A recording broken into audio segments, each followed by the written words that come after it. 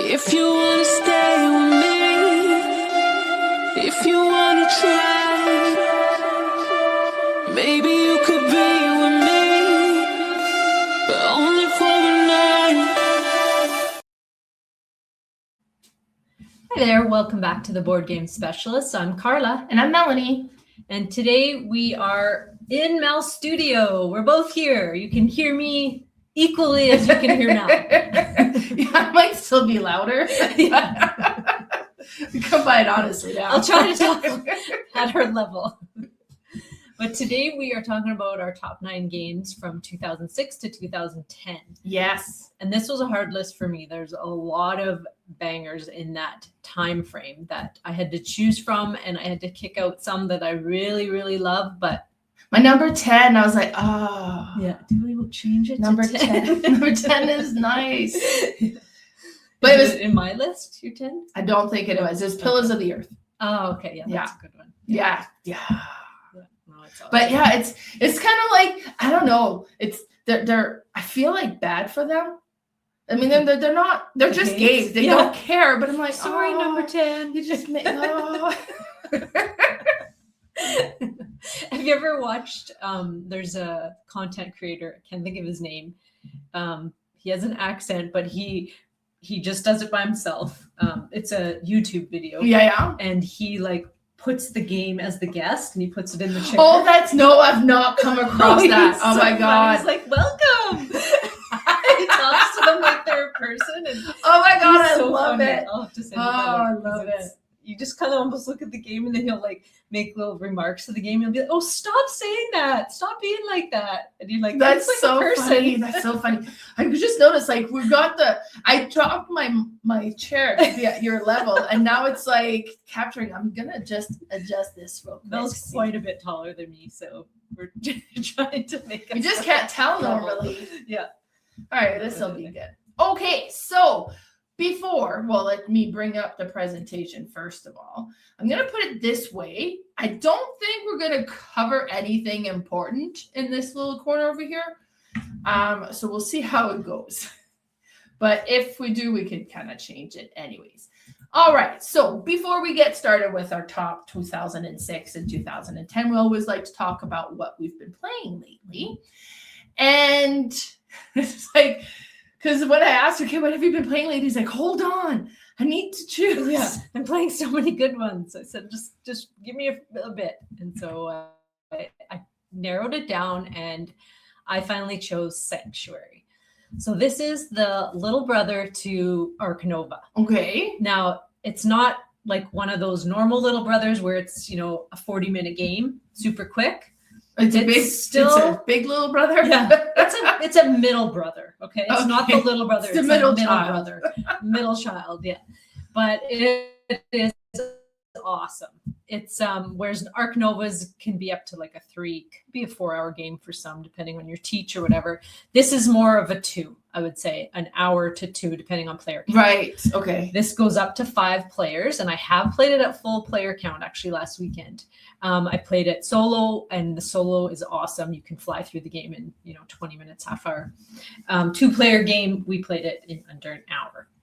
So it has a lot of the same iconography as Arc Nova, where you are building a zoo, and there's a few different things that they've added and taken out. Obviously, you have these big, chunky hexagon tiles that you are going to place, and you have a market of the tiles. Now, you do have your action tiles at the bottom, similar to Arc Nova, where you have, I think there's 5 in that one, and you choose one of them, and whatever strength it's at, that's what strength you'll get to use that tile for. Now, the first thing you do in your turn is you grab a tile from what your purple tile is, that white arrow is pointing to. So this one on the screen, if you're watching by chance, is pointing to 2. So I could take a 2 or a 1 tile. I am not seeing this. That little arrow there. Oh my God, that arrow is tiny. Okay, so it's the purple card. The purple card. It'll shift and points at a number. Yeah. Okay, I see that now. So they all start on one side, the action tiles, and you can upgrade them. So normally that arrow would be on the left, and when you upgrade it, it'll be on the right. So it is upgraded on the screen. But so you'll take one of the tiles out of the range you're in. That's you always do that no matter what. Yeah. And then you're going to choose an action. So you could either just play a tile, and by playing a tile, you'd have to have it. You can't just play off of the market. And so you would look at the tile and you'll see on the top what kind of terrain it is. You have 3 different terrains: water, grassland, and rocky. And if your action marker is at the number or higher than what your tile number is, tile level, then you can place it. And you have to place it starting at the front of your zoo or connected to another tile. Now, as soon as you do that, you're going to pull your action tile down and slide it over to first, just like you would in Okay, so that follows the same mechanism there. Now, if you didn't want to play a tile, or you couldn't yet because you didn't have your actions up high enough, you can pull one of those tiles and take tiles from either the stack, which would be from any of the 3 terrain. You can pull one of those down and take 2 tiles from the face down stack, or you can pull that purple tile down and choose one off the board anywhere off the market. Okay. And then you take it. And so that would end your turn unless you can play a house tile. Now there's animal tiles, house tiles. Now, when you're saying these tiles, it's the cards? No, the tiles. Oh, those the actual tiles. Okay. So, and then there's another one. Now I can't remember the name of it. There's 3 different types. So the animal tiles have to be played by using your actions, and same with the, I'm going to say profile tiles, but that's not what they are. And then the house tiles can be played as long as you meet the requirements. So those are like a free play. Right. At the end of your turn, you can play one of those. So after you've done that, then you have to go down to 6 tiles. You can't have more than 6. So you're going to have to get rid of some if you do. And then you will slide all those tiles in the market down to 1 and refill at the top. And then it's the next player's turn. Now, I told you could upgrade these tiles. You have these 4 little green markers beside your board there that you can flip over once you meet the requirements. Oh, okay, and every time you flip it over, you get to upgrade one of your 4 tiles. So you could upgrade them all within the game. Now you have the little board on the top, which will show different continents or animals. And those are kind of the requirements of the game, like in Ark Nova when they have the conservation cards down. Now they'll change every game. So you might be looking for like Australian animals and possibly reptiles. That might be 2 of them. And so once you get either 2 to 5 of them, you'll get to place a little green marker on the top. You have a 2, a 3, a 4, and a 5. And so that can be an end game trigger. If you've placed all of those on different animals, no one can block you out. You have your own line there. You can place any of them. So it's not like it's a race to them. It is, I guess, a race to complete them. But once you have that many tiles on your board, you can place one of those and you'll get end game points. Now, there's a way to get these little tiles in the left-hand side, which are like boosters. Oh, those tiny tiles. Yeah. So if you ever place an animal, a female and a male matching that together. Oh, so they can breed. Yeah. Then you get one of those little tiles. It'll help boost your little green tile at the top for placement. It's kind of a simple concept. Like it's easy to teach. Is it easy to teach? It Because is. I mean, Ark Nova, the first time I was taught was an hour, 15 minutes. No. This one I would say is 15 minutes. Like there's the iconography on the tiles. There's a whole glossary that you can look at, and just the scoring of each tile. That's the other thing is each tile will have its own scoring. Typically, some will just have one score. It's not one of those you got to match and pass scoring, or is it still the same? Okay, no. Because I don't love that. Yeah, the only end game trigger is getting all your 4 on top, or the stack. If you can see in that little box, if that is empty. And there might be one more trigger, but that's it. Those are it's not about scoring because you just add up your score at the end. Okay, so you nice. have no idea what your score is until the end.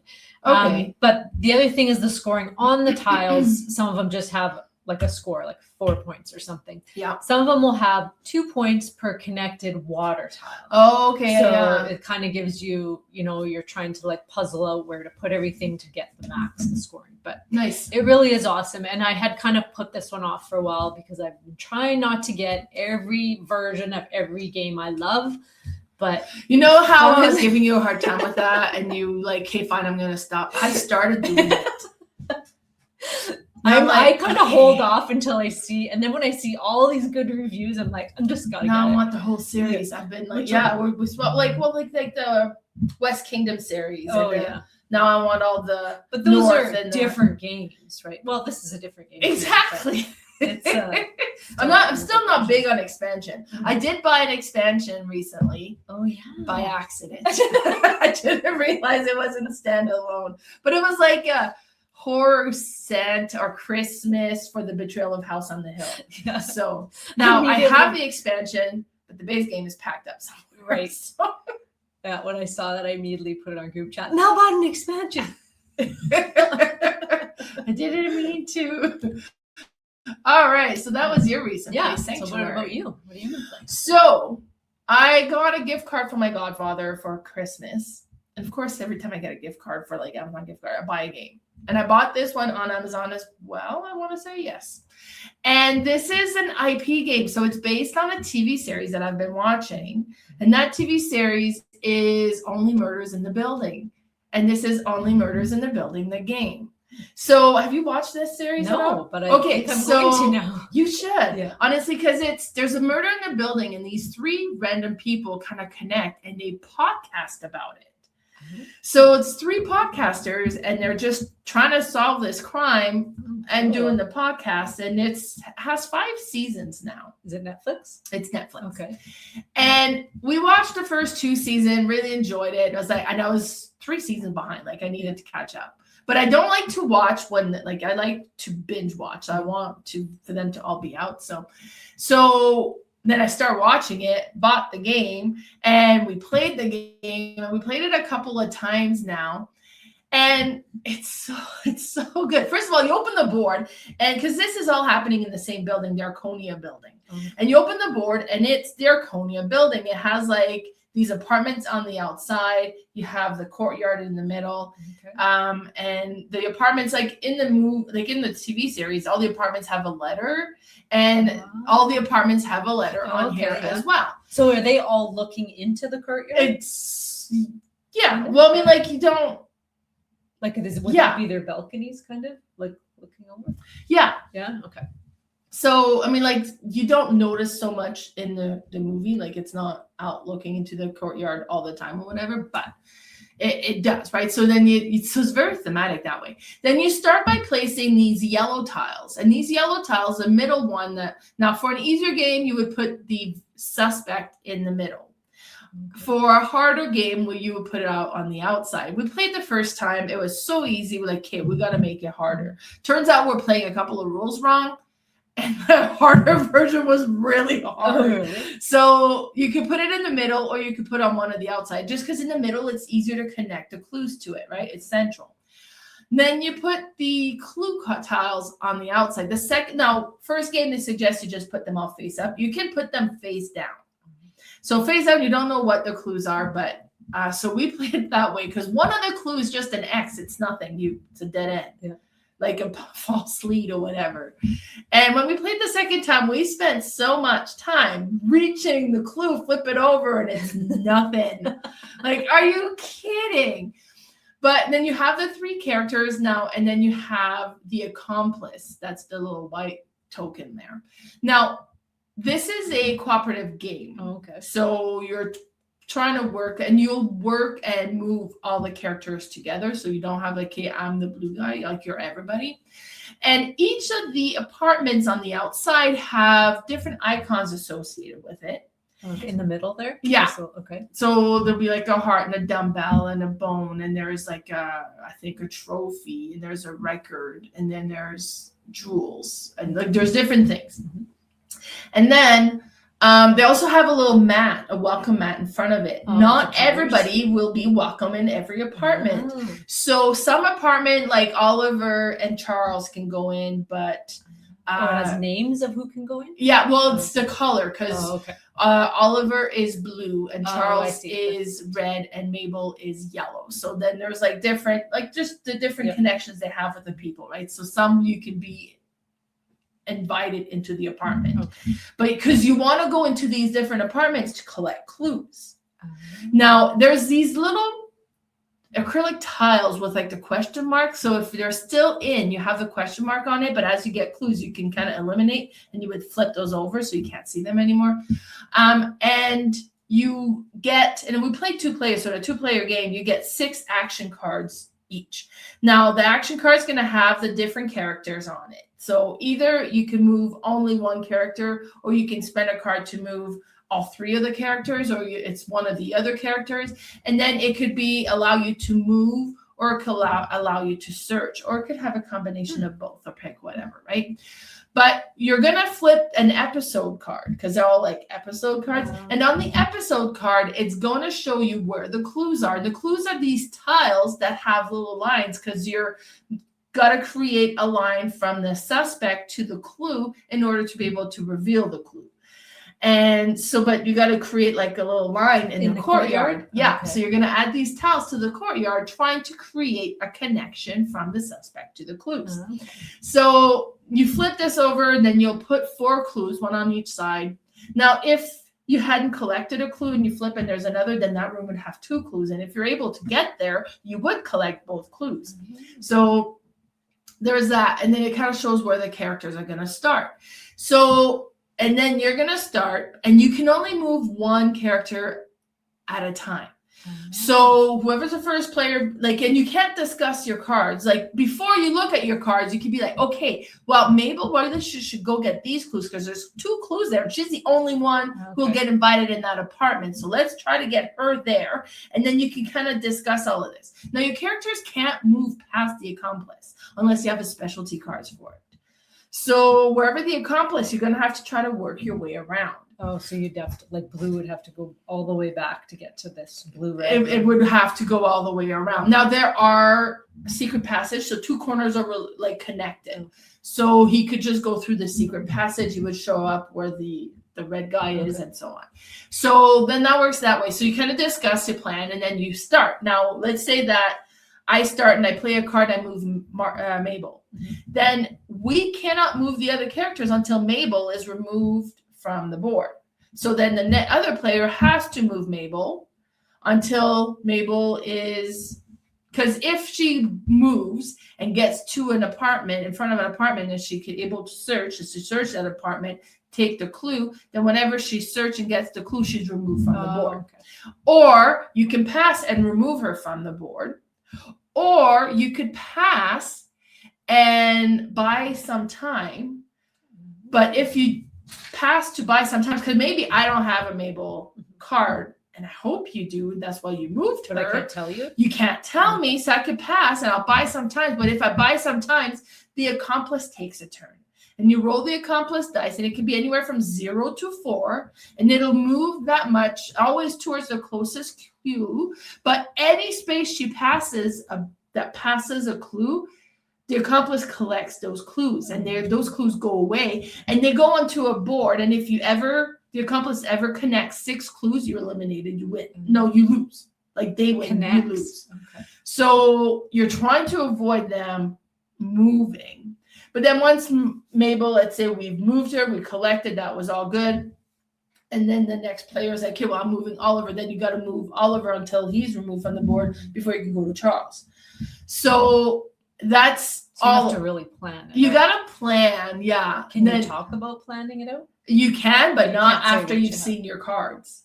Oh, you can do a group text where you would flip the group text thing, and one of you can show a card. And maybe, like, what's the last character, and we're trying to collect this location that has the 2 clues, and I could do a group text, and I'm showing you a move card, and I'm probably showing you the move card because I'm trying to tell you I don't have a search card. I can't collect this. And then be like, shit, well, I don't have a search card either. So we're not spending time trying to get there. Then be like, okay, well, I'll pass and remove the character. So that can happen, right?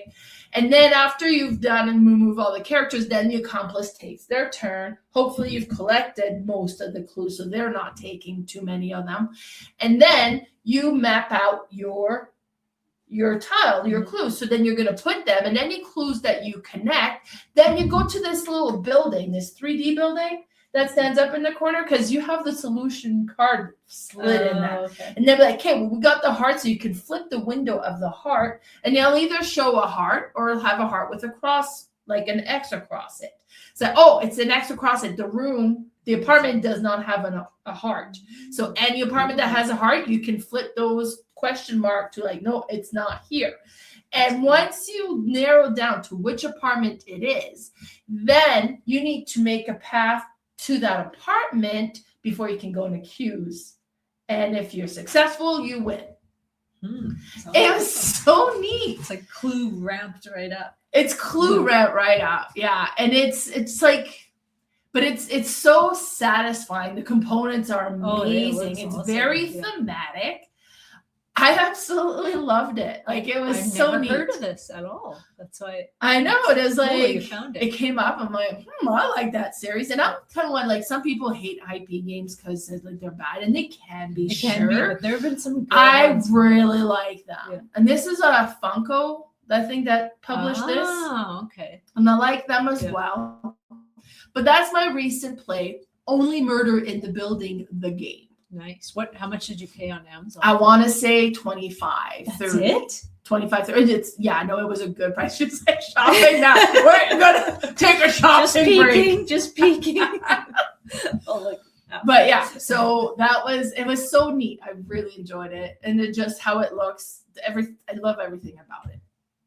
But that was what we recently played. So now we're gonna get started with our top 9 games from 2006 to 2010, and then like going 2010, like because we're gonna do more of these. Do we want to still keep at 5 years? Because it's hard 5 years. There's a lot of good games. There is, yeah. But I figure like closer, we'll start being like per year.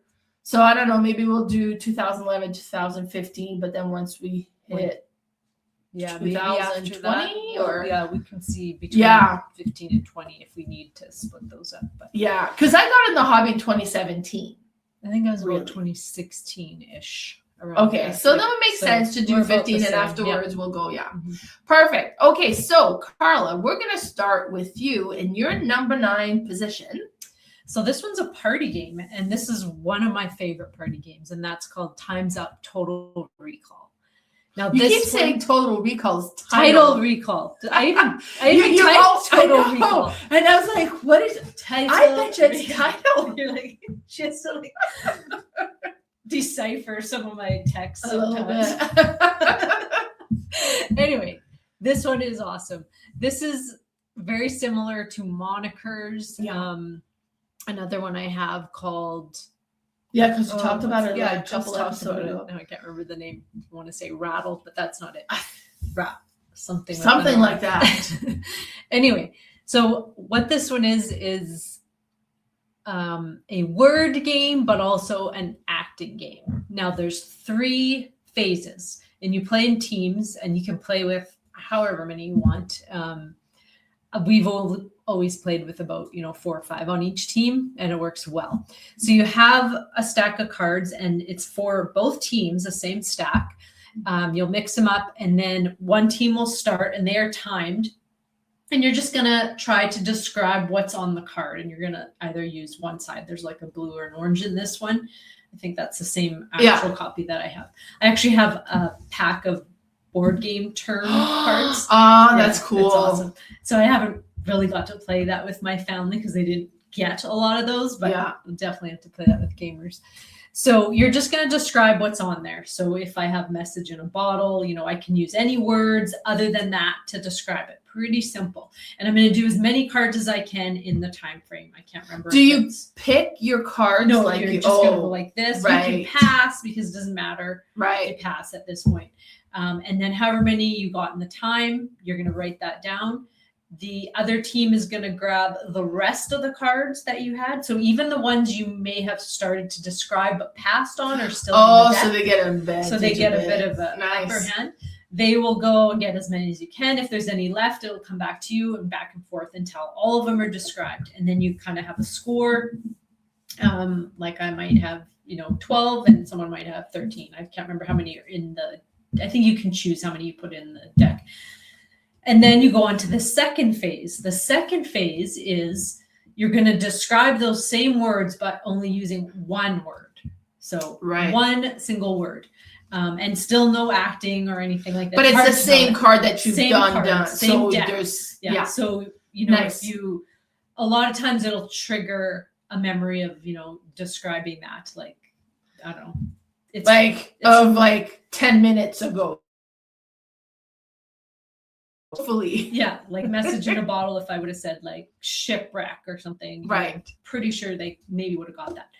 So you do the same thing, you go back and forth time and get your score. And then the third round, you are going to act these things out. You're not going to say any words. You're just going to act. And it is always hilarious this round because I don't know, to me, it's different than charades. I used to love charades as a kid, but this is different because you got the other knowledge. Yeah. And you just got to try. So it's one of these answers. You just got, You're basically trying to act out that one word you said. And some of them are like, there's no way I can act out shipwreck, like just by acting. So, but you can, it's still the whole muscle message in a bottle. So you can be like, oh yeah. Like it's just funny, especially for people who aren't typically into charades. Right. Some of them get really into it. And we've had so much fun with this game. Yes. My family really likes it. I've played a version of this game twice and it was a blast. Yeah. Twice. Yeah.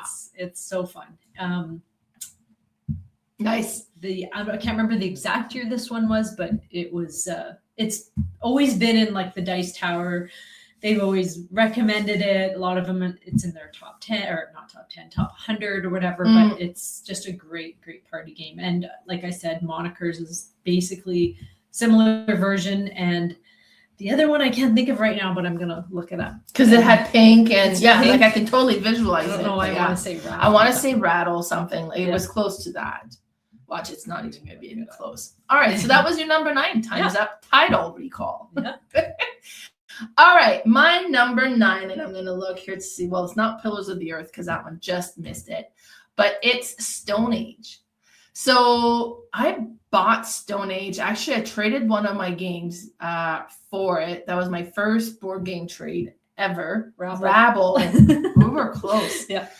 So Stone Age is a worker placement game, and it's kind of cool because it's one of those where the more workers you send, the more you can do at that particular location. Like, what is it? West Kingdom does that. Yes. So I've seen it in West Kingdom. I saw it there, but this is like the OG. Like this is the one that kind of started that.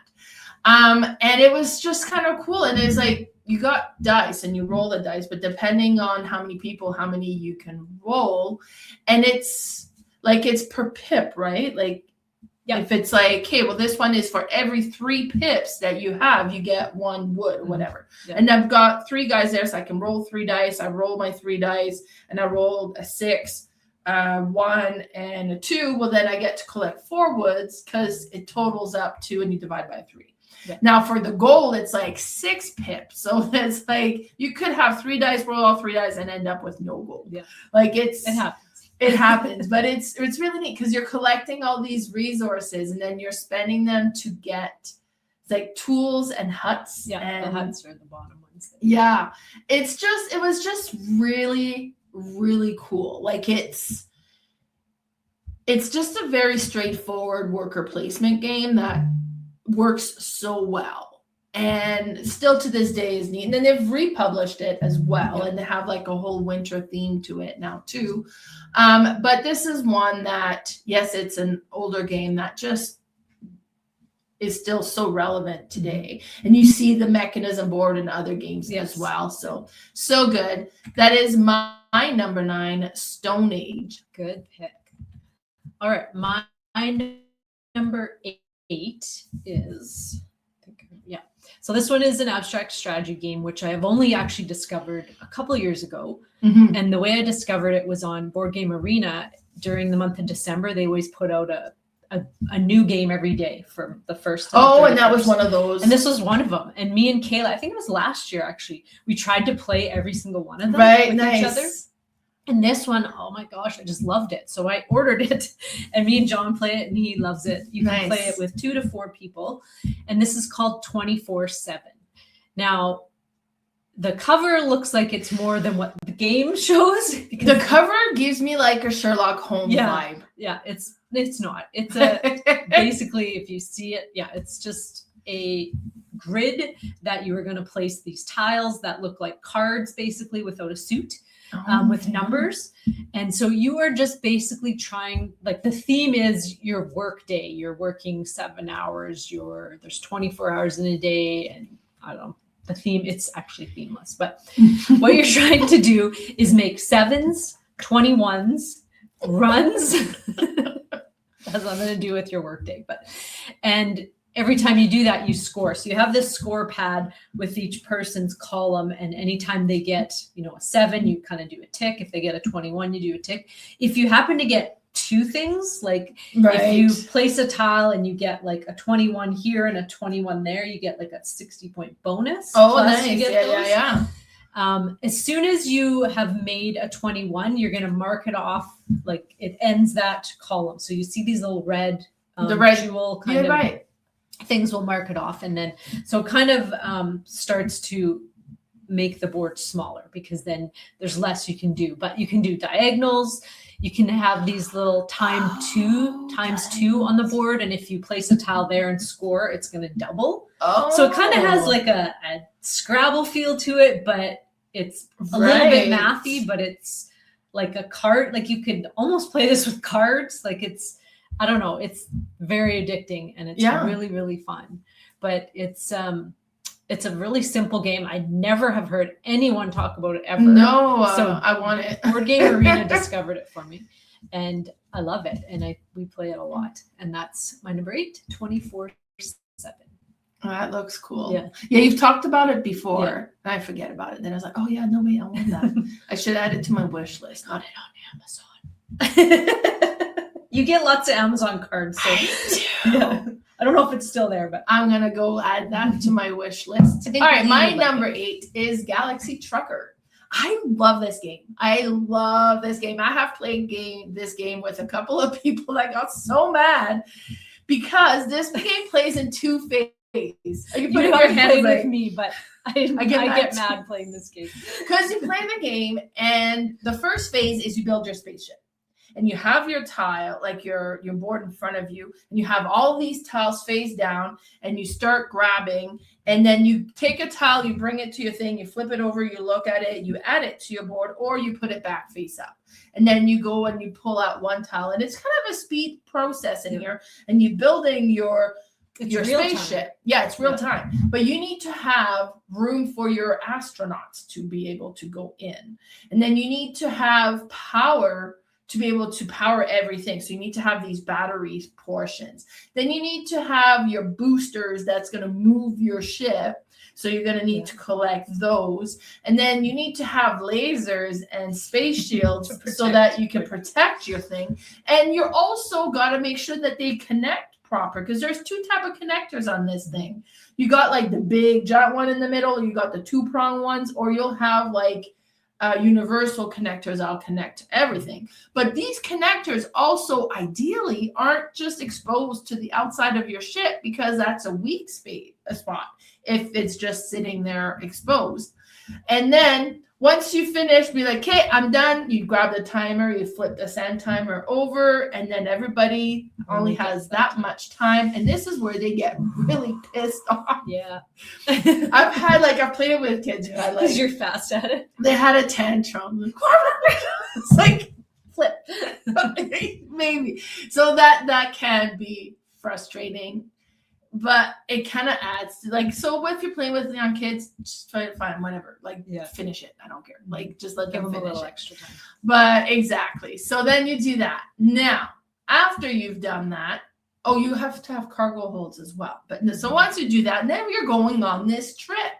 And then you have these cards that's going to flip over and be like, meteor showers. And then you roll the dice, and where is the meteor shower going to hit? And then you go from like 1 to 70, whatever, but it's all the way around the board. So it's like, it's 15. 15's on this side. So it's hitting the ship this way. I don't have a laser there to stop this meteor. And it's an open connection. So it's just going to break that piece off, which, just totally broke this other little wings that wasn't connected any other way, because my ship construction was not very well planned or whatever. So that can happen. But if you, as long as you still have some portion of the ship and you still have one astronaut, you still can continue on the trip. And then maybe you come across a planet and then you can go and collect these goods, and then you collect some and then they have different value, and that's great. And because it's the pick up and deliver game type as well. And then you kind of keep going on these trips. And then there was like, oh, then there's these bad guys and they, steal half the astronauts or whatever. And then, so that can happen. And then if you're able to complete the trip, because you might not always, if you have like everything's broken, you have no way of, like, you're just floating in space now, like you're not going to move forward anymore. But if you complete your trip and you get there and you have any cargo left, then you get to sell that cargo. Because I don't think I got to that point. You sell the cargo and you get those points. Because we're freight, right? Like we're kind of commercial freight in space, but it is so interesting. And the components are neat. You have these little astronaut things, and then the kind of gem chiclet looking thing, that's the batteries. And it's just so cool. And they've done an anniversary production of this, which looks beautiful as well. Is that what this one? I don't think that this one is. No, I think that's the original. But I really, really enjoy it. That is my number 8, Galaxy Trucker. Well, so my little story about this was I had played this early on in the hobby after I'd played all these lovely games about building things and making your own things and whatever. Then I played this and it was like, okay, yeah, whatever, all these little engine parts, which don't really isn't my theme. Yeah. And then all of a sudden it destroyed almost everything. And I'm like, I was the person floating in space. And it was not fun.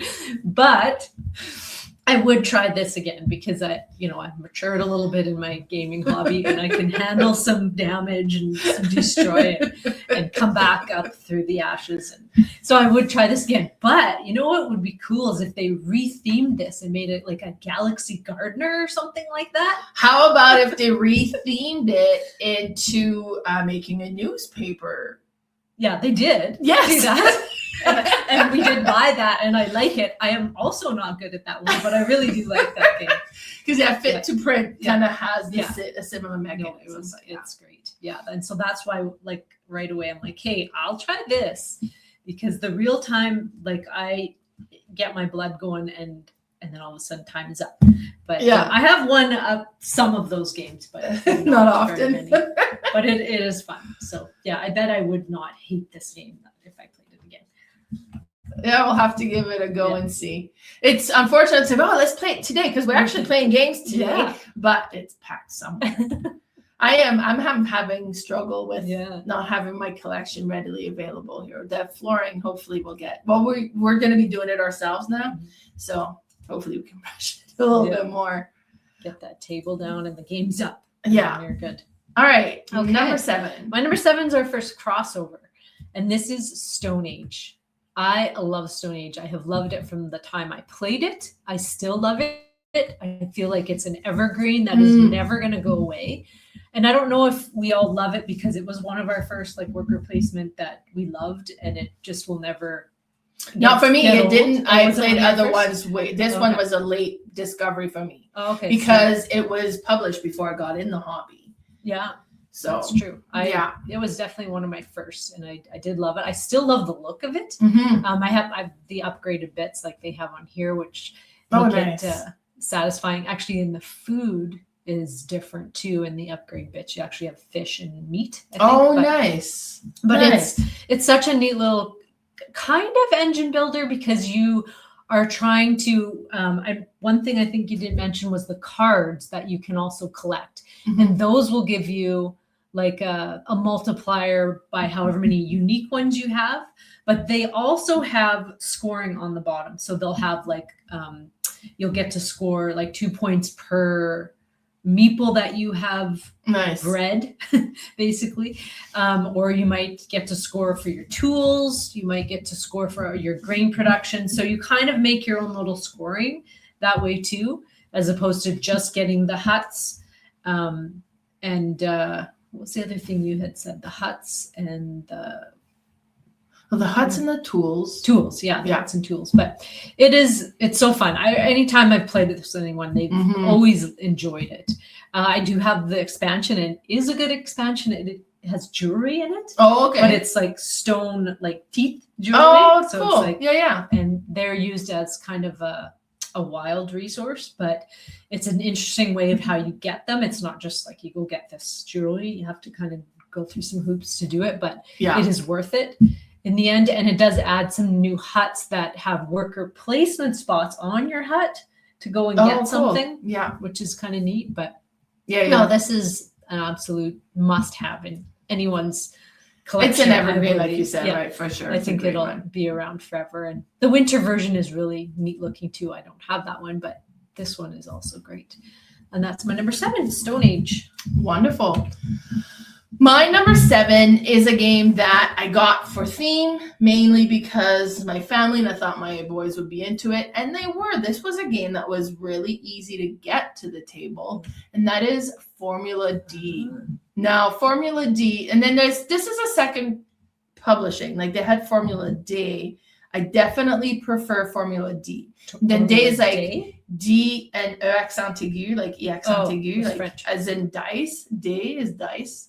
Because this has lots of dice. But what's interesting with this is racing. It's a racetrack. You have the racetrack, you have your race car, you have your gearbox in front of you, and you're gonna shift. Now, if you can go from 1 gear down to 1, right? So I start in 1, you can shift in 2. Then when you're in 2, you can shift in 3. And then you can shift back down. But you can't just go from like 5th gear down to 1.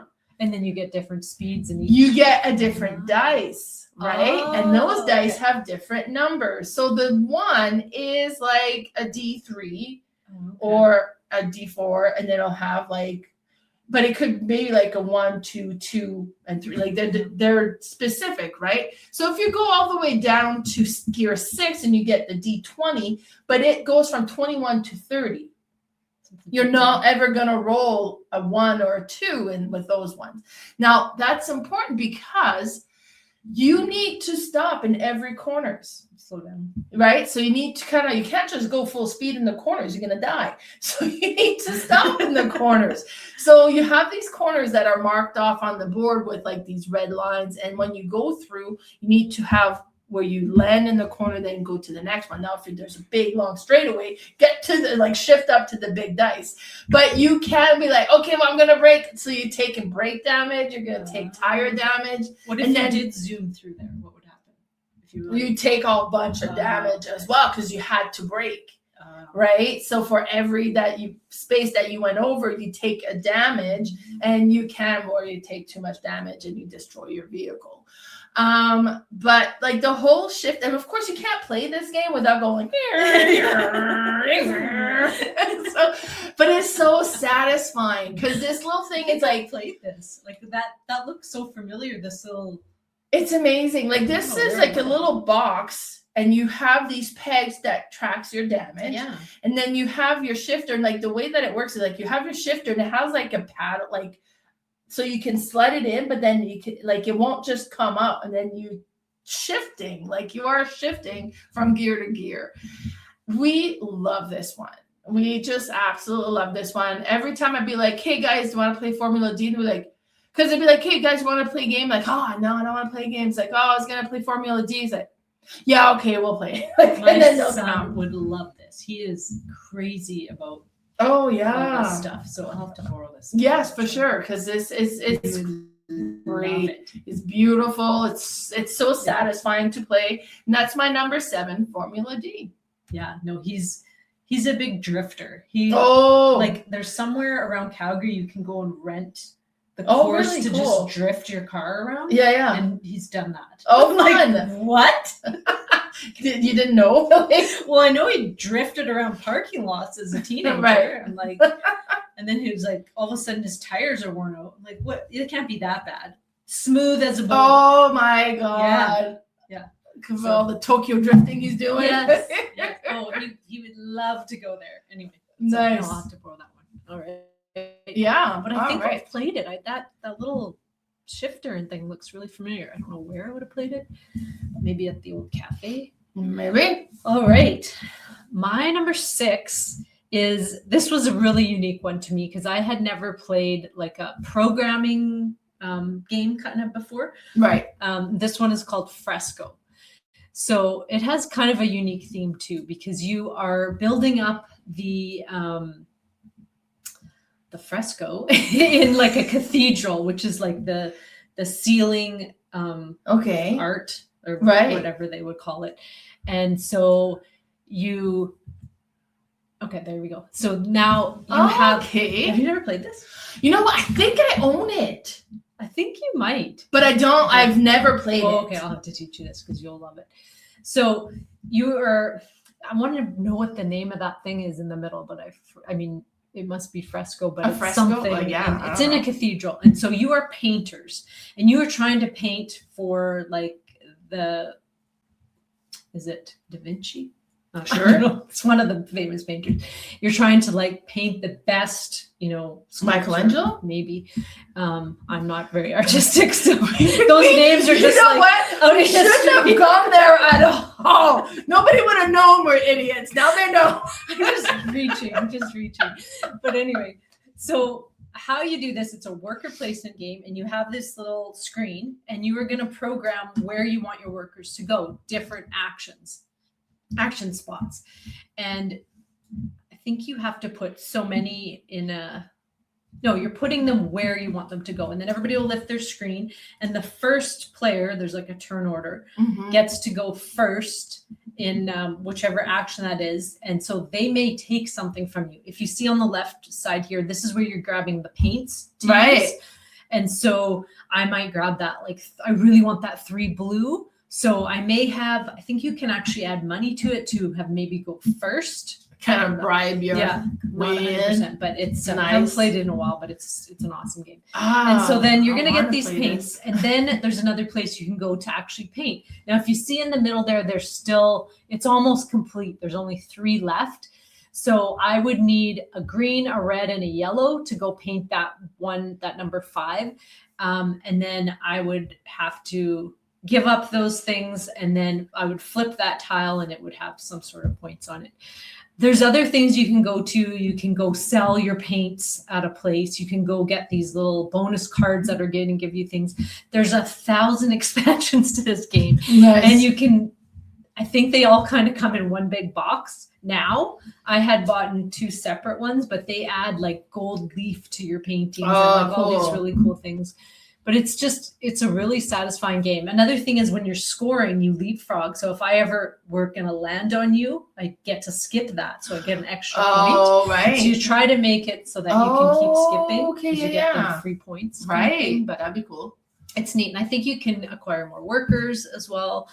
And the more you have, the better kind of thing. And it's just a really satisfying thing. You have to move the little white marker there, which is the Michelangelo or whoever we are actually talking about. And as he moves around, that's, I think, the painting you can also, cool. Or the little part of the painting you can paint. Right. But it's a really, really cool game. I know Rado has talked about this a lot, and it's still in I think it's even in his top 20 still. Wow. Because he had just talked about that. But it's a really neat game. I can't believe you haven't played it. But I have bought it. I checked. You have it? Okay, I bought this last fall con in the auction for $18. Nice. Yeah. This is, I think you can still buy it because they've remade all the, like maybe it's a big box now or something. No, it's okay. Yeah. We have to play this. I know Cherry really loves this game too. Packed up somewhere, so we're not playing it today. I have a copy. So if we... Next time we game, I will bring this and relearn it. Sounds good. Awesome. All right. My number 6. Let me bring up my list here again. So this one is one that had to make my list because this was a very groundbreaking game, I'll say. And that is Dominion. Dominion was like the starter of deck building games. And they have 100,000 bazillion expansions now. And I own 2 or 3 of them. Oh, really? Well, because with Dominion, like, so what's cool about it is even if you just have the base game, you have this big variety of cards. You're not going to play with every card. You're going to pull out certain cards for the game. So every time you play, there's a different combination, or could be, unless you play the same ones. Yeah. But you always have your state, your duchy, and your province. Those are victory points, which is good. You need them because you need victory points to win. Yeah. You also have gold cards. That's like 1 gold, 2 gold, 3 golds, or whatever, which is good. You need those because that's how you purchase more cards. But they don't do really any, like the victory points are just going to clutter your hands. Yeah. Right? Like, so buying the estate one, I never do. It's like, I'm not wasting a card space for 1 point. So, but I try to go for the province all the time. But if you're not buying, because the province are expensive, Can you change like 6 1s to a 6? You can't do that. No. Okay, you have to. Right, you can have a card that'll allow you to dump cards, but you're not gonna dump your points. Yeah. Like, you know, so you gotta be. It's an like, interesting when do you go balance, for right? points? Exactly. You're like, not too soon because they clog up. But then if I don't do too soon, somebody else is gonna do it and then win. Yeah. But you also can only purchase for however many purchase action you have. Right. So first you need to have the gold to be able to purchase, and you need to have the action to purchase. This is very combo-tastic. Engine building. Right? Yes. Because it'd be like, hey, you get a card that gives you 1 action. Perfect. That means you get to do another card. And this card allows you to purchase 2 cards. Perfect. Now, do you have the gold? No. Perfect. Now, if you don't have the gold, buying a $1, like a 1 coin, is free. So you can't purchase those ones, but now you're cluttering your hand with single dollars. There are upgrade cards that allow you to upgrade your gold, but not your victory points. Right. But, you know, so, and then you'll have like all these different combinations. So this one gives you a card and 2 actions, or this one. So you're trying to purchase the cards that's going to allow you to play more, but you can't have just action cards, because if you have no gold, you're not doing anything with those actions. Yeah. But it is so interesting.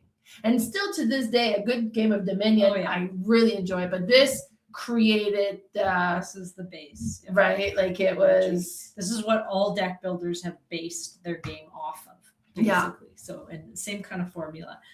And you always kind of want to do the same thing, like build up your engine, and then when do I go for points? But yeah, they have released a like a Asian themed expansion, which I was like, that would be maybe cool. I should get back into that, but I did not. But they do have the base copy of this at Bianca's for like $19. Nice. And I don't know if it's like a $50 or $60 game. It should be, because there's a lot of cards. Because there's a lot of cards. Now I bought Intrigue was my first one, not realizing it was an expansion. The base cards were not in there. You're like, what the heck was this? But Tommy, my brother, had bought because you can Intrigue comes both where it's standalone or where it's expansion. Okay. And I thought I was getting the standalone and I didn't, but he had both Dominion and the Intrigue standalone. So he gave me the base card so that I could play it. And then since then I bought more. Yeah. But just we'll such have to play this because it was a good game. I actually owned a big box version of it and then I sold it. Have you seen where some people create like wooden Lazy Susan that'll hold all the cards specifically for the? It is beautiful. Cool. I want the Lazy Susan Dominion one, but But some of these original games like this, it's like just the bare bones. And they're still so satisfying. Because it's like it's the pure version, right? Doing what the card says. The art is okay. Oh, I mean, like I think brown ink was on sale during the years. Like it was cheaper than any other ink. Brown and green were like, and then they combined them together to make like a beige. Yes, exactly. But so Dominion. That was my number 6. Nice. Okay, my number 5. This one is one of the 3 Uwe Rosenberg games I have today. This one is called At the Gates of Loyang.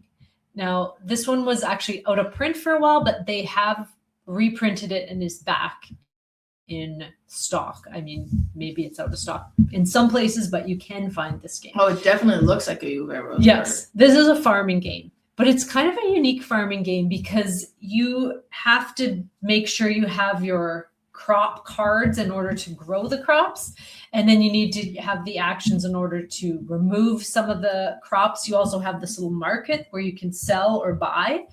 But this is a race game. You're just racing to points in this one. So it's like first one there, done, game over. Nice. So you don't have to count points. You don't have to do anything. Sometimes I like that where it's like, okay, that's it. We're done. And let's wrap it all up. And there's a really cool solo mode in this game. But what you do is you have these customers. So you have regular customers and special customers. Now, some of them, I can't remember, it must be the regular that you need to fulfill every round. And if you don't, they get a little angry. So you have this little tile you flip over and they're not happy. And if you next round do not complete them, then they're super angry and something happens. Oh, yeah. Okay, the special customers, I think you don't have to do them every round. But they're bigger points kind of thing. You get like different points for what level you've satisfied them. Then you have these little markets yourself as well on the side that you can gather, and that's how you can take from as well. Then you have these like helper cards that will kind of give you in-game bonuses. But how you do that is you're drafting cards. So you all have these hand of cards and you're going to play one into the market and take one kind of thing. And sometimes you're like, I don't want to play any of my cards. But you have to get one. So you play one and try to pretend you didn't want it. And somebody else takes it. And these cards are all the things I just described. The customers, the markets, the crops, like everything. So it's really neat that way. I've only played it at 2 players. I don't know if I maybe would play it at 3. I think it would be too long of a game at 4. But the drafting of the cards and placing them in, like placing one and taking one, is quite unique. And it's a very different game than his other farming games. Like very like the look of it. I have not played this one. No, it's awesome. Cool. That's my number 5, I think, Ron. Number 5 at Gates of Loyang. Nice.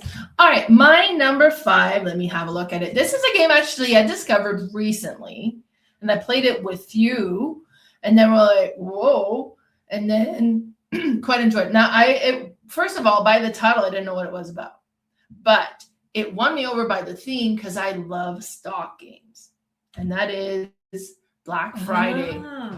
So, it's a Freedman Freeze game. So Black Friday is all about stocks. So you have the bulls and the bears, and then that's what's on the thing. But to look at it, I didn't realize it was a stock game. And it's interesting because you start with like the board is a marker of the stock. It keeps track of the price of the stocks.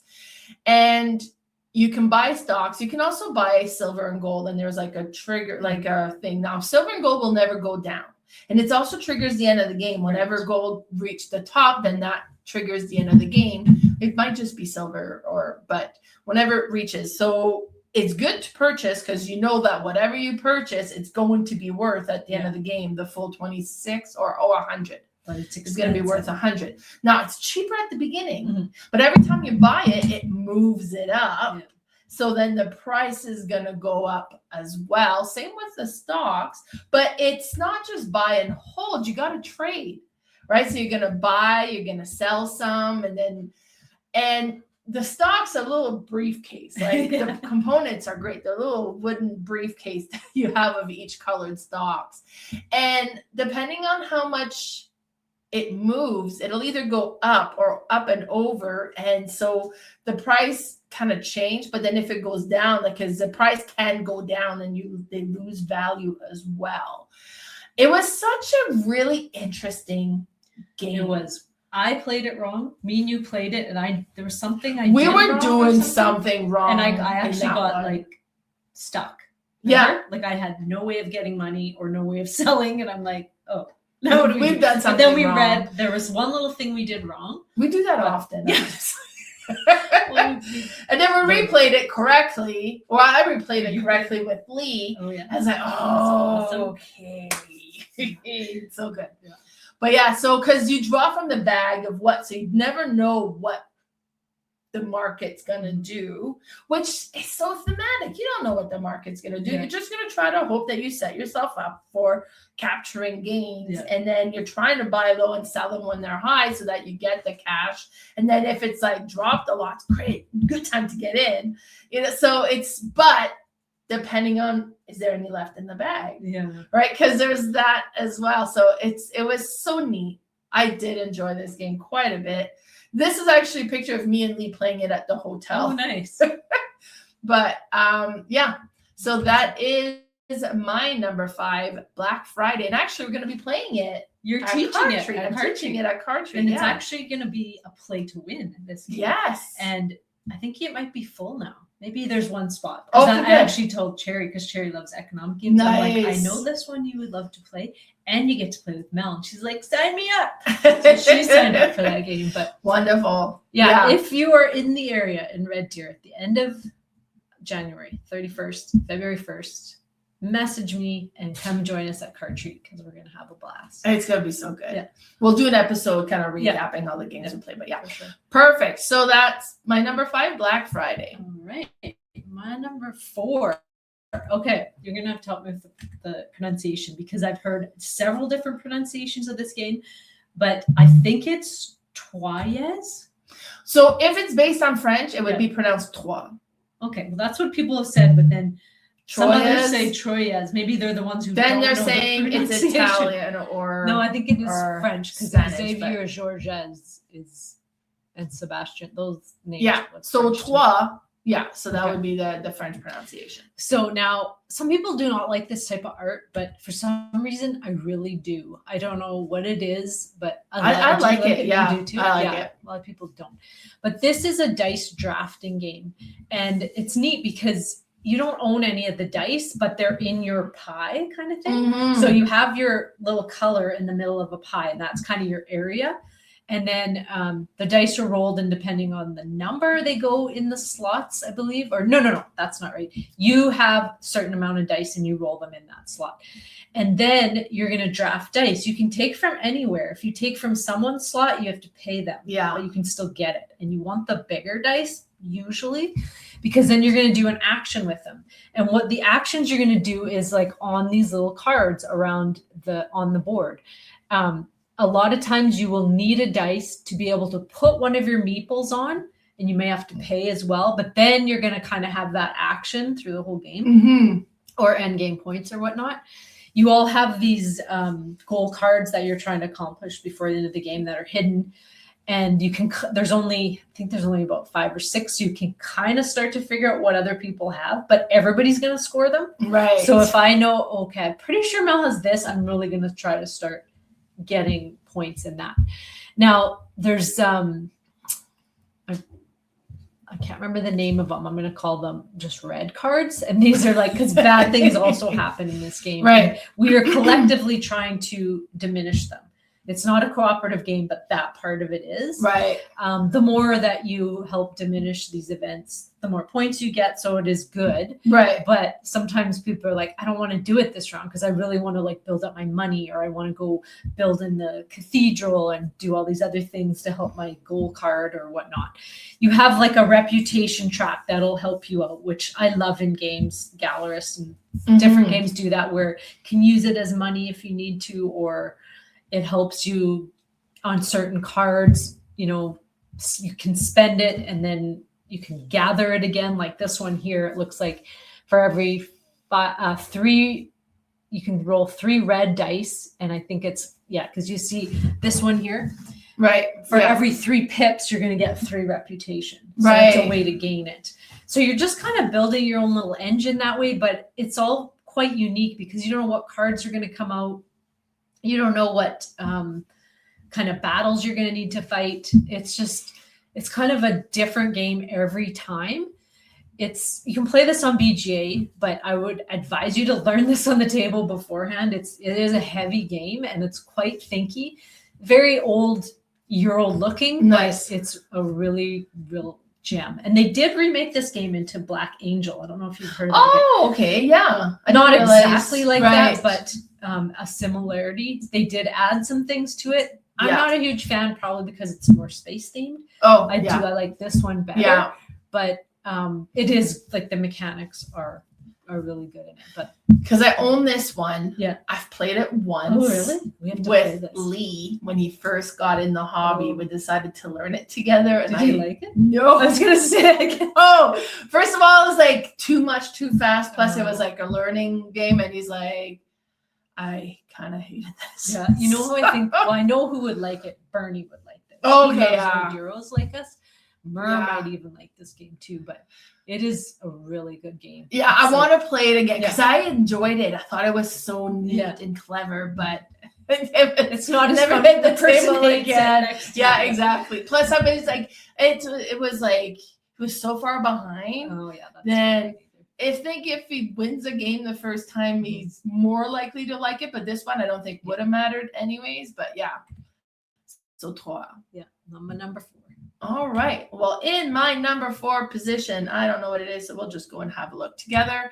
It is Pandemic. Oh my You gosh, have to have How Pandemic. did I not have that in I here? don't know how you missed this one. This is another one where I it missed was this such one. a unique spin on a co-op game. It's you and the players against the board, and they did it so well. I did. And it creates such anxiety and fear, and you're like, oh my, like I never felt so tense playing a game as I did playing Pandemic. Yeah. And the fact that they can create that reaction playing a board game is amazing.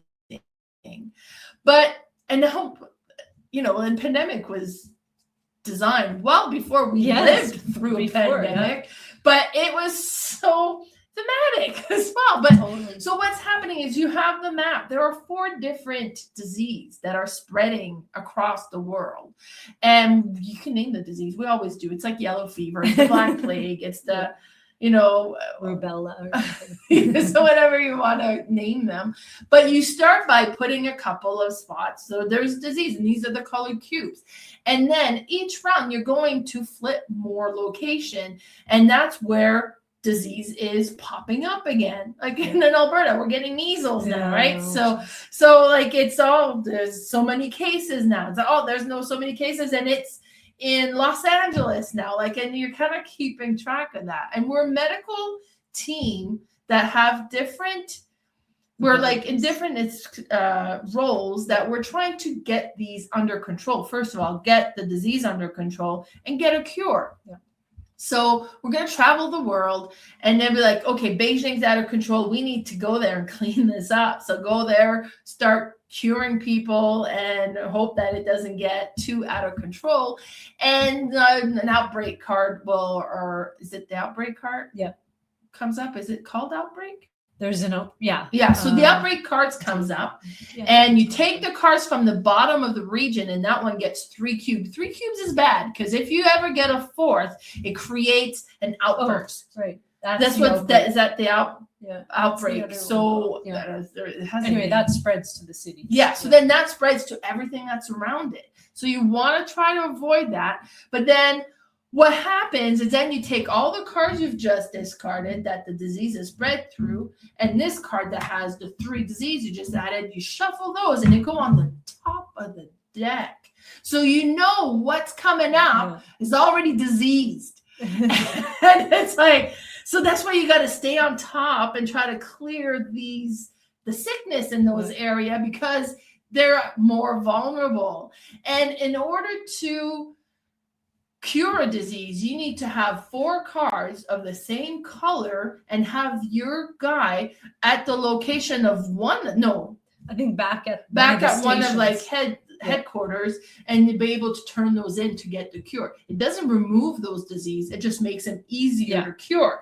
If you ever get all of the colored of one disease off the board and you have the cure, then it's eradicated and that disease cannot come back.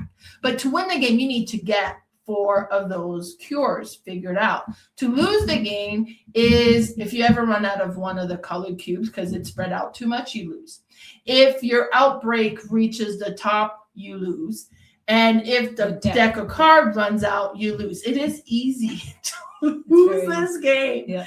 I've lost it so many times, but they do it so well. It's a good game. It's done so well. I absolutely love it. They have the hot zone now, which is like a little tighter map. Yeah. Plays a little bit faster. Has 3 viruses. 3 instead of 4. It still plays exactly the same, has the same feel, smaller box. So I packed up my pandemic. I kept the hot zone out.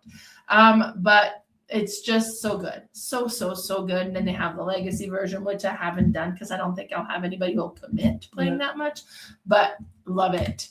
That is my number 4, Pandemic.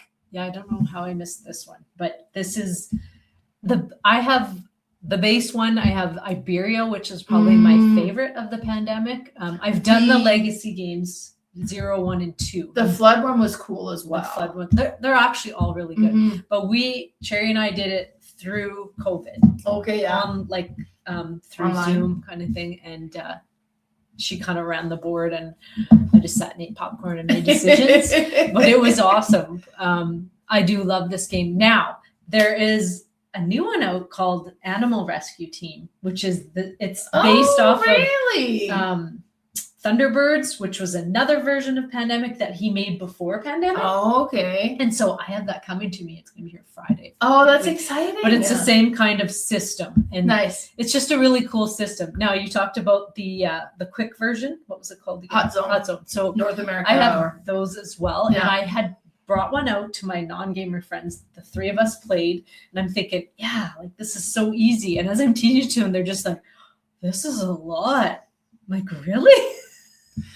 But we played it twice. The first time we lost, and then we won. And I was hoping that they were like, "Oh, I love this," but they haven't really said. So I'm hoping it's one of those that they might be thinking about a while and go, "Yeah, we should try that again." I played it with my local gamers because they hadn't played it before, and we did the hot zone one, and they're like, "Okay, this was cool," but they're more into board games, though, right? Well, they're into it, but that I have to.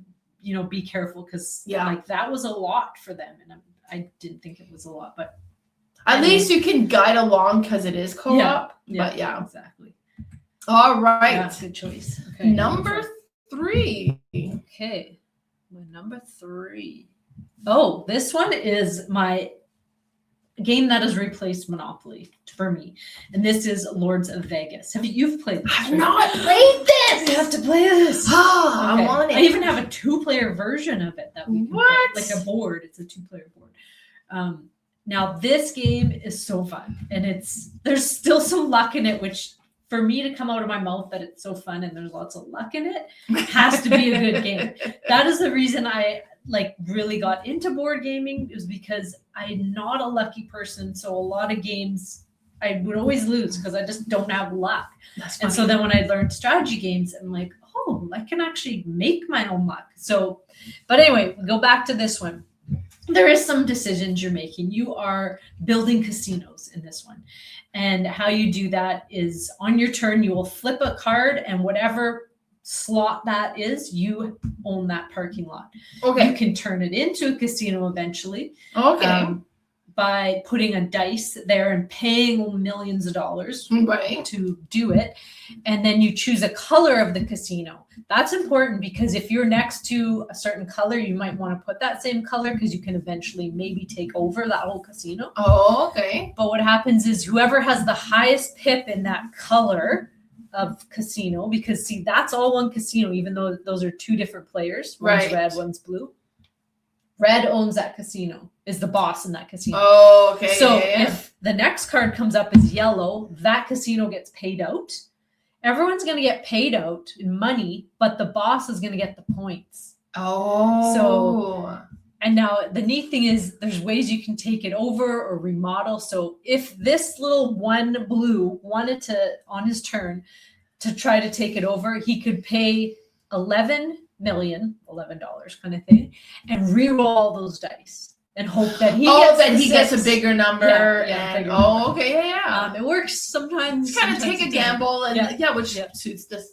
The theme. Or you could just go gamble at someone's casino, and basically what that is you bet. Say I'm going to bet $5 million, and you'd have to have that in order for me to do it. Roll the dice, and there's just certain numbers. If I get these numbers, I get it. If I don't, you get my money. Oh, okay. So you can do that as much as you want. Nice. You can remodel, which is you could change the color of your casino by paying lots of money.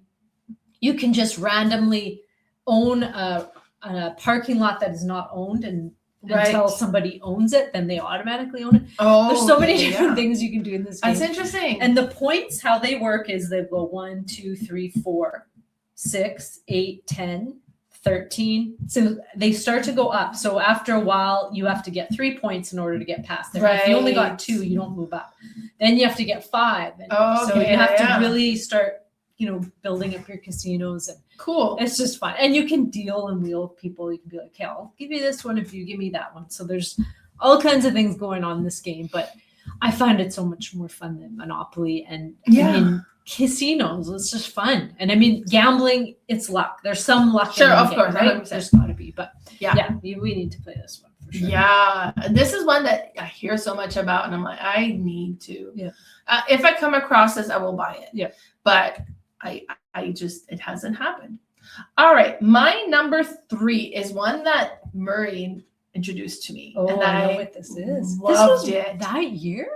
Like it's an old, because they've done a reprint of it, but I've only discovered it a few years ago. I bought my own copy. I've played it again. Every time I play it, I love it even more. And that is Tinner's Trail. Yeah. So this is a picture of the original copy, which is also the version I own. Yeah.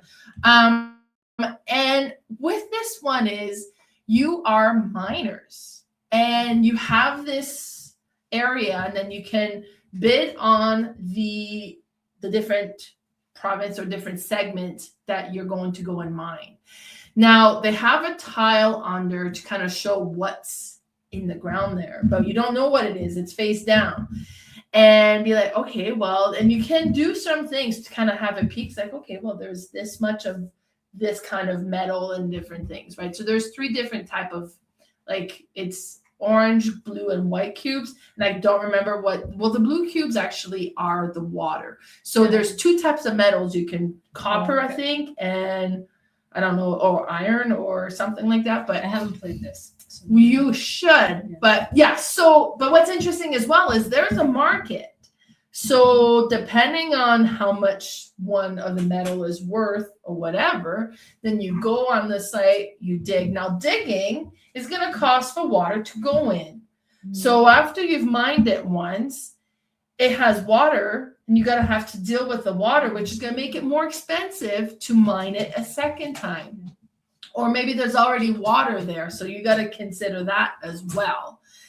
And hold on, let me just pause for a minute because we got the camera back. But but then there's different things that you can acquire that's going to help kind of get more out of the ground or get easier to remove the water. And then you have like these boats, and then if you put a boat somewhere, it's going to like make that location better. Or if you have these tunnels that you can put between 2 locations, it's going to make those easier to mine or kind of improve what you're mining there.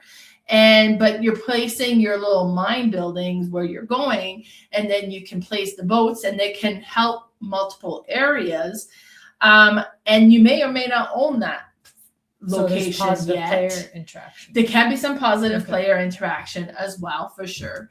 But then you're bidding, right? Say, okay, well, I think this one's going to be really good. I don't know, so I'm going to bid. And maybe you're trying to like outbid me, so I'm going to bid more. And it's like, and you're trying to outbid me, so I'm going to bid a lot. And then I get it, and I open it. There's almost nothing there, and tons of water. And I was like, what are you doing? It's like, I just want to try to get you to pay more. But what's really interesting with this as well is when you're done, you kind of move your token because that's going to affect the order player. But at the end of each round, you use your money that you've acquired to purchase points. So you got to buy your points. And each round, the points are going to be worth different things. But you also need to make sure you leave yourself money to mine the next round and buy more things. So it's like, how much do you buy in points? How much do you, and the first one to kind of quit playing is going to have the better price on the points. So there's that aspect, like it's beautiful. It's an amazing game. I absolutely love it. I played with Roberta Taylor at Card Treat, and then we loved it there as well. She loved it. Yeah. It's so good. It is so good. There's a bunch of different things that plays into it, like the order player things. Like, okay, well, because I kind of want, but I don't want to pass yet. I was hoping to do more, but if I pass now, I would have first dibs in getting these extra thing that's coming out. And then I would have the better price, but I would have maybe less money. It's so clever. It is so clever, and it's a beautiful, beautiful game. And that is my what number are we on now? So that is my number 3, Tinner's Trail. Awesome. All right. My next one is another Uwe Rosenberg game, and this one is Le Havre.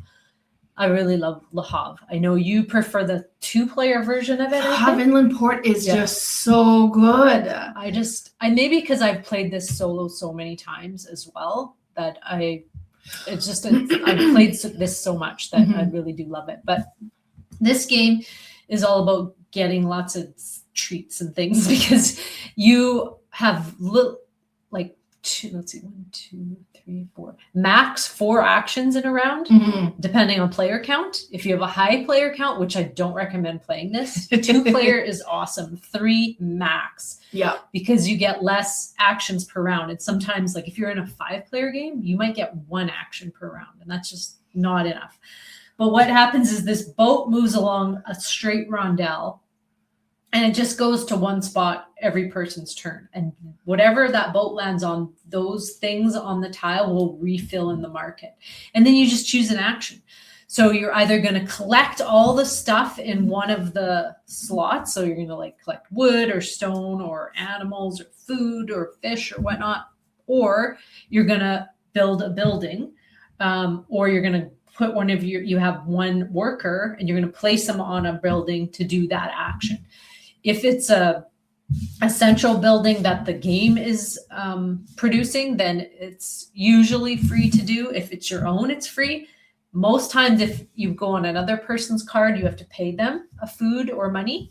And money is really tight in this game. You can get loans, and loans are big to pay back at the end, or you lose points or whatnot. But the neat thing is all these cards and the little square cardboard chits that you're collecting as the resources, they all upgrade on the other side. What you're trying to do is basically gather a bunch of things, upgrade them, and then at the end ship them. Or some of the cards will allow you to sell them or turn them into something else or whatnot. But it's just a resource management, and then whatever the term is where you get to turn them into better things and points. But it's so satisfying because you want to get all the good cards that give you, like you get to turn your fish into smoked fish, and they're worth so much more because you need to feed everybody at the end of the round, of course. And if you can get boats, they will automatically feed some people. But the boats are expensive too to get. You can build cards or buy cards as well, but they're expensive. So again, you need to have enough food to feed, and then you need to build your little engine. It's a really satisfying game. I know this is Tom Vassal's used to be his #1 game for years and years and years. It's moved up. I think I was just watching it today. It's definitely still in his top 20. It might even be his top 10 still, but it's a loved game. But not recommended at higher player counts. So you've only played it the one time. I think we're 3 or 4. Yeah. Three. And we forgot to sort the cards. Yes. So we had the frustrations we can't even do that. We that couldn't resource build a isn't boat yet because there. we didn't have the wharf, and the wharf was supposed to be at a certain but you're spot. supposed to sort the cards so they come up as and then we fixed that. Okay. So I need to play it again. I didn't dislike this game. It was frustrating in the beginning because we were something's not right. And of course something wasn't right. And that was my fault because I was teaching you guys, but I hadn't played it in a long time. I forgot that one thing. But the Le Havre and the Le Havre Inland Port, very different. Yeah, they are different. Same theme, but they play very different. And then I really enjoy the Inland Port. Yeah. I will enjoy this one as well, but it's just it's just it plays so different. But neat. Yeah, so that's my number 2. Le Havre. All right, my number 2, and I looked and I forgot, so we're going to go see. Oh, Castle Panic. We have played Castle Panic to death. My youngest was one of those kids that really hated to lose. Hated to lose and would have a fit in a competitive game. This is a cooperative game. This was the first cooperative game I played, and I would play it with my kids. And what's neat is you have this board. The board has different rings that kind of like a, what is it, like a bullseye. And in the inside, you have the castle. The castle has 6 towers and 6 walls defending those towers. And we are in the castle, and we need to protect our castle. But these monsters are coming, reaching, and every round they get closer and closer. And if you don't destroy that monster before it reaches the castle, it's going to start destroying the castle. And if you lose all 6 towers, you lose. You lose the game. So, and you have cards, because the cards will have, either it'll have like the archer. Now the archer can get the monsters on the outside ring, or you have the knight on their horse and they can get the monsters in the middle ring, or you have the swordsman and those swordsmen can get the monsters on the inside ring, or you might even have a hero, which they can do all 3. They're amazing. But then there are also different colors. The green guy only gets the monsters that are on the green section. The blue guys hits the blue section, and the red guys will hit the red section, unless you have one that can do all the different colors as well. Then each round, you have to bring out so many new monsters, and you roll the dice to see where they're going to go. And maybe you've rolled 3 so many times, and now there's tons of monster in the green section. I only have blue cards and red cards. This is not good. And these monsters are like little triangle shape, and they have a value to them, right? So maybe it's a 3. So then you hit it once, and then you pivot so that instead of the 3 facing the castle, it's a 2 facing the castle. And then if you hit it again, now it's a 1. And we couldn't kill it. It reached the castle. It broke the wall, but the wall landed on it, and then it died. But it did damage the wall. Now, you might have a mortar and brick card that you can put together to put up a new wall. So you can try to rebuild your walls. Now, if a monster ever gets into the inner walls, then they destroy a tower, and then if they still have health after doing that, because they lose a health, then they would kind of rotate inside the wall, keep destroying them until there's no more towers, or that they've destroyed themselves. And there's different things that you can put tar, so that it'll tar them to slow them down so they can't. You can reinforce your castle. You put this little wooden thing that kind of hangs on the wall, so then it makes the wall stronger, so they have to destroy that before they can destroy the wall. It is amazing.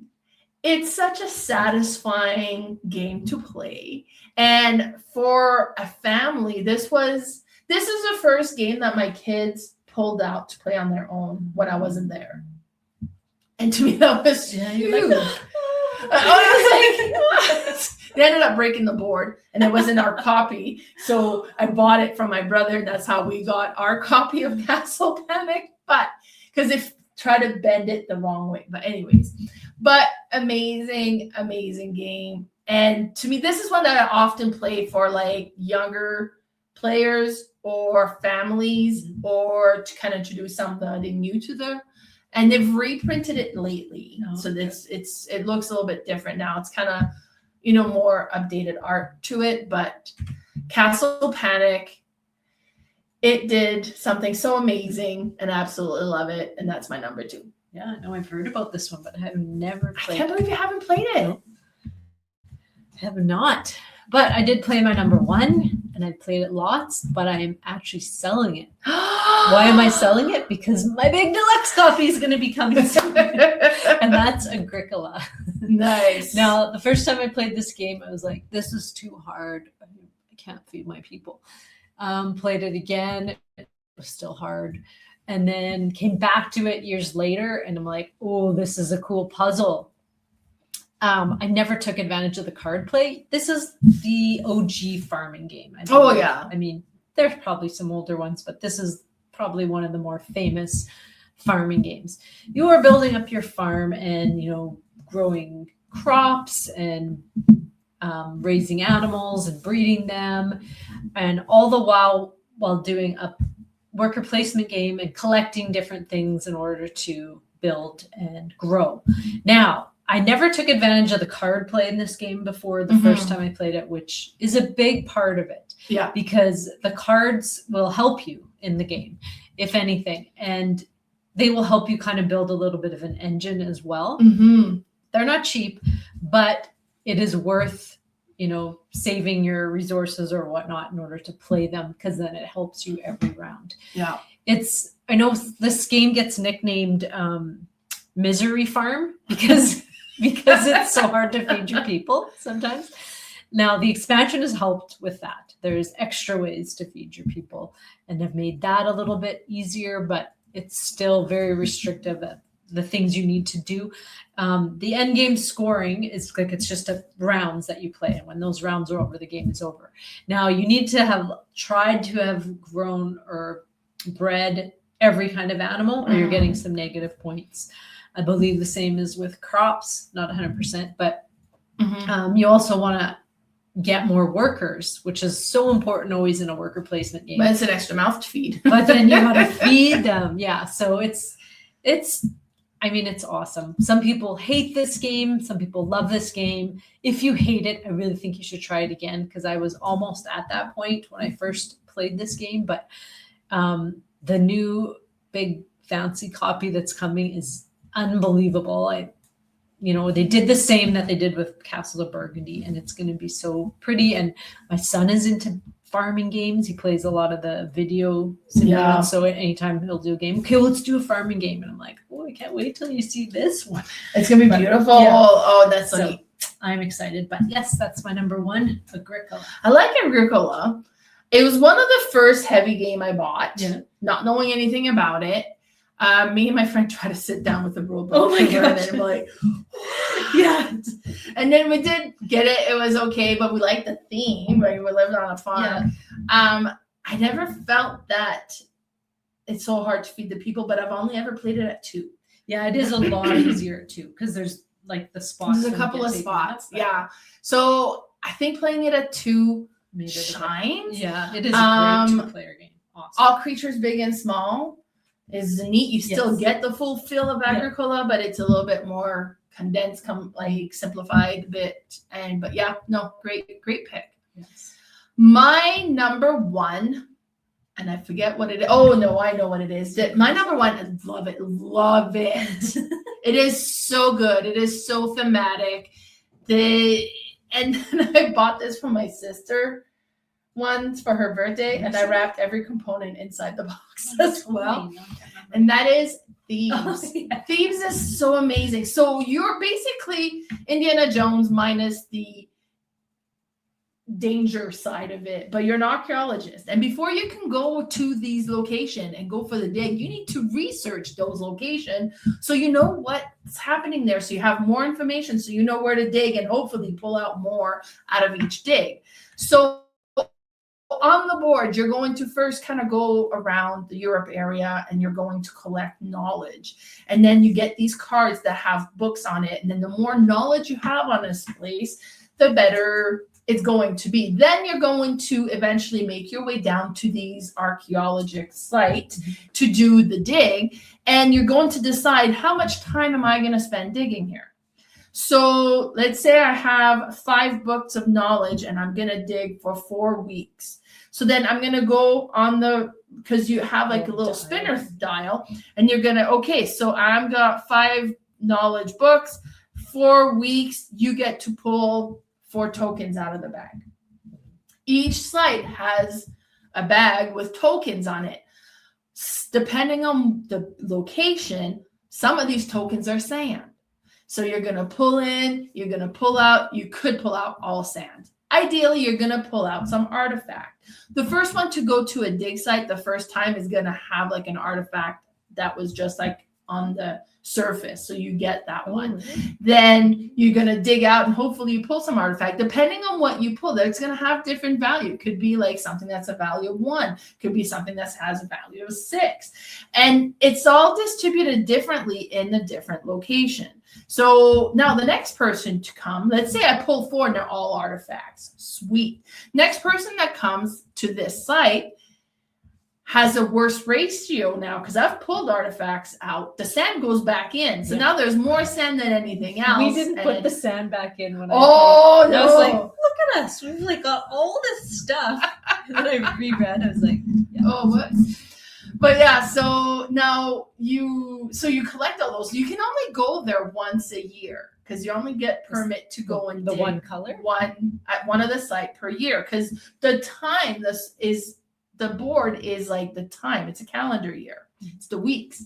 So now whoever's in the last position gets to go next, right? So then it was like, okay, well, I dug for 10 weeks. I'm not moving for a while because you spend all that time digging, right? Because you move forward in the time. Or maybe I'm going to, and I'm collecting knowledge, but I'm really studying. So it takes me 3 weeks to learn this knowledge. So now I'm moving. Plus traveling requires time. So you're spending time for the travel portion as well. Then once the new year comes in, you reset all of your permits. You can go and dig at those sites again. Now it's great. I have more knowledge, but more artifacts are out. And there's that aspect to it as well. Plus you can also have, exhibition cards, which will give you points. So you want those. But before somebody who's going to want you to have an exhibit, they want you to have a variety of artifacts. And it could be like, well, if you have, 1 yellow, 2 green, 3 blues, and you can go and have an exhibition at this place and it's going to give you this much points. You can get shovels that'll allow you to dig a bit deeper. You can get something that's going to give you more knowledge, or you can have an assistant that knows a bunch of stuff. So you're going to borrow the knowledge from them. It is so thematic. It is such a beautifully well-designed game. I adore this game. Hence my number 1. It was not easy to find there for a while. My sister's copy, I found it secondhand in Calgary. I had her pick it up. And then she went to pick it up. I was like, by the way, it's a birthday gift. And she's like, you made me pick up my own birthday gift. She's like, I'm bringing it to your house and I want you to wrap it for me. And that's why when I wrapped each of the bags individually, I wrapped the cards and she's like, are you for real? But it's a beautiful, beautiful, amazing game. My number 1 is Thebes. Yeah, it's a great game. I bought one used as well, but the box cover, someone wrote their name on the front in black marker. That's annoying when they wreck the box. Like, it's like be aware that you might not keep this game forever and don't make it so, but yeah, so that's our top 9 games from 2006 to 2010. There's a lot of great games that could not make the list. Yes, it was hard. Definitely. This one was on my top 20 for sure. I didn't make the cut. I haven't played it in a while. Probably if I would have played it in a while, it would have been there again. But yeah, it's good. Yeah. Now, next episode. Yeah, we're going to do the games that are better than the game of life. The game of life. Yes. It's funny because my stepson's girlfriend, the first time she came and she's looking at my collection. I have 1,100 board games. She's like, wow. I was like, do you have a game of life? Like, no. But we're now going to show her which ones are better than that. So she can just choose those. At Bianca Moore, they did have the game of life for the marvelous Mrs. Maisel. Oh, okay. I didn't get it. And I should should have for her. because I love that series. Alone. That is. Oh my God, it's hilarious. She's a comedian that becomes a comedian, but she's like a freshly divorced woman from the 50s or whatever. It's amazing. It's amazing. You got to watch the series. But I was like, I got to go back. I was actually just there yesterday. I didn't. This was in Calgary, and it was a long time ago. Well, because the game of life, who looks twice at that true. one? It probably won't. But I was like, I regret not getting it, but I didn't get it because it's the game of life. Yeah. So, exactly. Yeah, top 9 games better than the game of life. For other games that have that similar feel, But yeah, perfect. Now, before we do that, where can we find you? I'm on Instagram at boardgamespecialist, all one word, and have a Facebook page called Red Deer Board Game Fanatics. And what about you? So we do have a Discord channel. Yes. So be sure to check us out on the Discord channel. If for any reason you're having issues with the link, because sometimes the link, because Andrea that just joined the Discord channel, she found me on Board Game Geek. Oh, She messaged me there. It's like, I need shoot. the link. So I give her the link.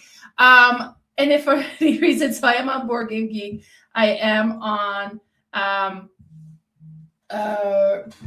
Instagram at Mel's _ board game _ room. My Facebook page is Mel's Board Game Room. And I also have the YouTube channel, Mel's Board Game Room. So be sure to check us out and all of those things. Reach out, connect with us. We love to chit chat, everything board games. Yeah. So in the meantime, thanks so much for tuning in. Bye for now. Bye, everybody. If you wanna stay with me, if you wanna try, maybe